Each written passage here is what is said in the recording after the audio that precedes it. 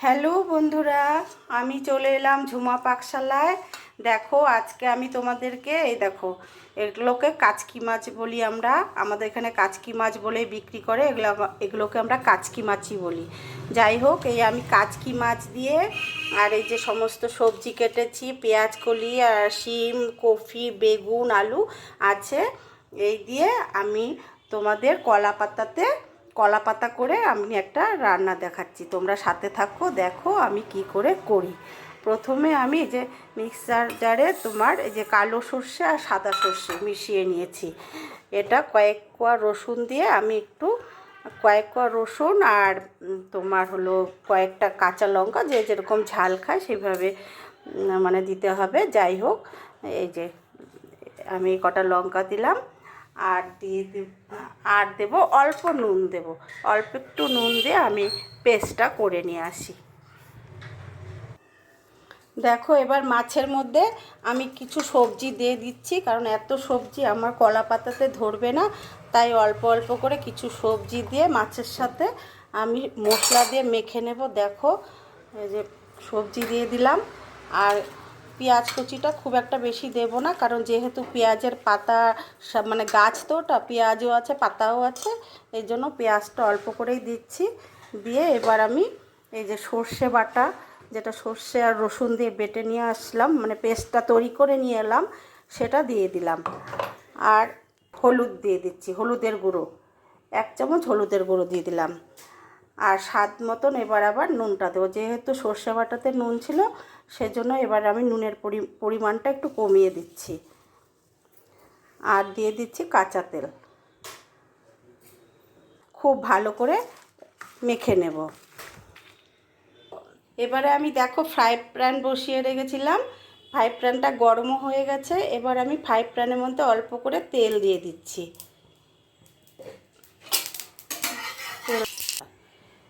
এবারে আমি তেল দিয়ে গ্যাসের ফ্লেমটা একদম কমিয়ে দিচ্ছি। এবার আমি একটা কলা পাতা এর উপরে দিয়ে দিলাম,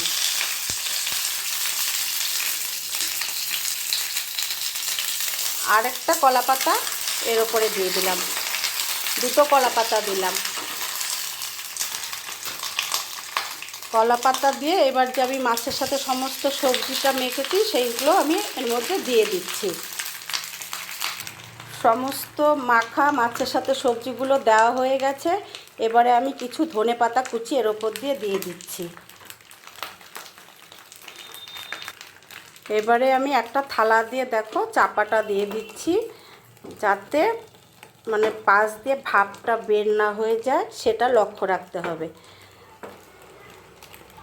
তার জন্য আমি একটা কি করছি বলো তো, এই যে শিলের নোড়াটা ব্যবহার করছি চাপাটার সাথে, যাতে ভাপটা না বেরিয়ে যায়। শিল নোড়াটা দিয়ে দিলাম।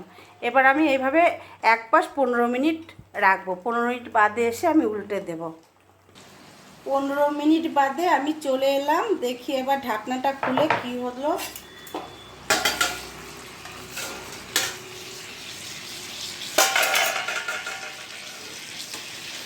এক পাশ হয়ে গেছে, দেখো পাতাটা নিচ দিয়ে পুড়ে পুড়ে গেছে, এক পাশ হয়ে গেছে। এবার আমি আরেক পাশ উল্টে নেব। আরেক পাশ উল্টানোর জন্য দেখো আমি এর ওপরে আরও দুটো কলা পাতা আমি দিয়ে দিলাম। দুটো কলা পাতা দিয়ে আমি ঢাকনাটা দিয়ে আরেকটু চাপা দিয়ে দিলাম, কারণ কলা পাতাটা একটু নরম হওয়ার জন্য, তাহলে উল্টাতে সুবিধা হবে। এবারে ঢাকনাটাকে আমি নামিয়ে দিচ্ছি। দেখো পাতাটা নরম হয়ে গেছে। এবারে আমি উল্টে দেব।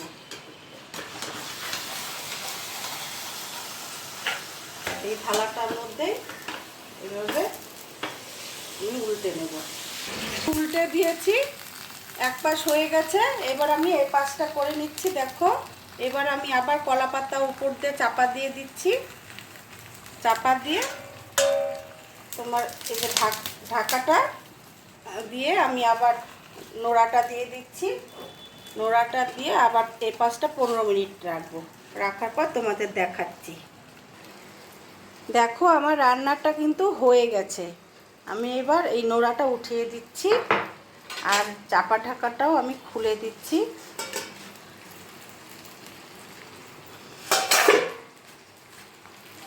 কারণ পাতাগুলো দেখো একদম পুড়ে পুড়ে গেছে, উপরের পাতাটাও রঙটা দেখো পাল্টে গেছে একদম।